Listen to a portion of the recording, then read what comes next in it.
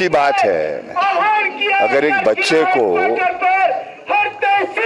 एक उचित जाति के मकान को छूने के लिए आप इस प्रकार से दंडित करेंगे जिससे उसको आत्महत्या करनी पड़ी, तो ये सबको शेम की बात है, शर्म है। पूरा हिमाचल प्रदेश को अपना सिर झुका देना चाहिए ना शर्म से।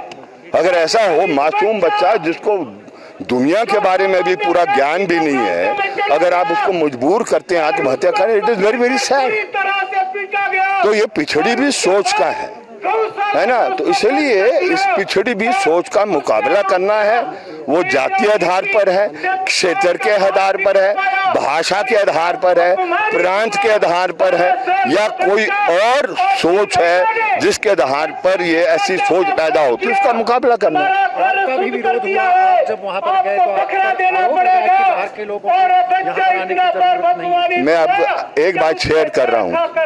जब कंपनी आती है ना और मजदूरों का शोषण करती है, कंपनी होती है जो इंग्लैंड से आए, कनाडा से आए या दिल्ली से आए, तो वो तो बाहर की नहीं होती। जब हम मजदूर को क्या कहते हैं मांग के ले जाते हैं, तो ये जो बाहर और अंदर वाला सिलसिला है, ये भी अपने आप में एक साजिश है। एक ऐसा है कि आप बाहर और अंदर कर देंगे। बाहर और अंदर क्या है इस देश में?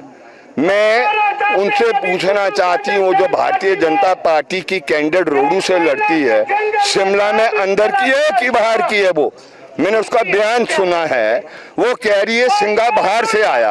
तो मैं उसे उल्टा पूछ रहा हूँ कि वो संजौली में बाहर से है कि अंदर से है? वो डू यू मीन बाय बाहर और अंदर? ये क्या बाहर और अंदर है? देश का संविधान है, everyone has a right to move anywhere and everywhere. मुझे बताएं कि है उनके पास सर्टिफिकेट कि मेरा राह रोकने के लिए कि मैं टनल के ऊपर नहीं जाऊंगा या टनल से नीचे नहीं आऊंगा? ये ऐसी सोच है जो देश को बांटने की सोच है।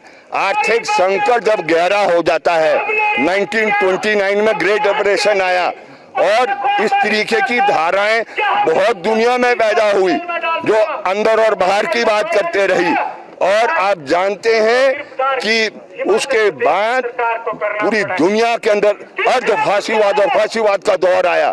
ये भी वही दौर है। आज आर्थिक संकट इतना गहरा हो गया है और इसलिए इसमें ये जो संकीर्ण सोच और विचार है, ये उसको कुछ लोग मजबूत करना चाहेंगे। पूंजी की हिफाजत में हम जनता की हिफाजत में खड़े होते हैं, मजदूर और किसान के पक्ष में खड़े होते हैं, गरीब और मेहनतकश के हक में हम खड़े होते हैं। 100% साक्षरता का भी अभी घोषणा की है सरकार ने, और ऐसी घटना आपको क्या लगता है ये साक्षर हिमाचल की पहचान है? साक्षर इस पर नहीं निर्भर करता है ना। अक्षर ज्ञान कोई वो नहीं है। उसी जब तक वो जो राष्ट्र मुक्ति आंदोलन का जो संस्कार थे, उन संस्कारों को हम आगे नहीं कैरी करेंगे, वो सबसे बेहतर संस्कार थे हमारे देश में, जिसने सबसे बड़े दुश्मन का मुकाबला किया, फिरंगियों को बाहर निकाला। तो वो संस्कार चाहिए ना। ये नहीं है साक्षरता डज नॉट मीन दिस। वो तो विश्वविद्यालय में प्रोफेसर भी ऐसी सोच का होगा तो कहाँ डालना वो प्रोफेसर? तो सोच वो है जो मानवता को सबसे बड़ा जगह देते हैं, स्थान देते हैं, वो है सबसे बड़ा विचार और सबसे बड़ा इंसान, उसी को माना जाता है। ये क्या है कि आप जाति के आधार पर, इलाके के आधार पर, भाषा के आधार पर लोगों को बांटेंगे? तो मैं थोड़ा कहना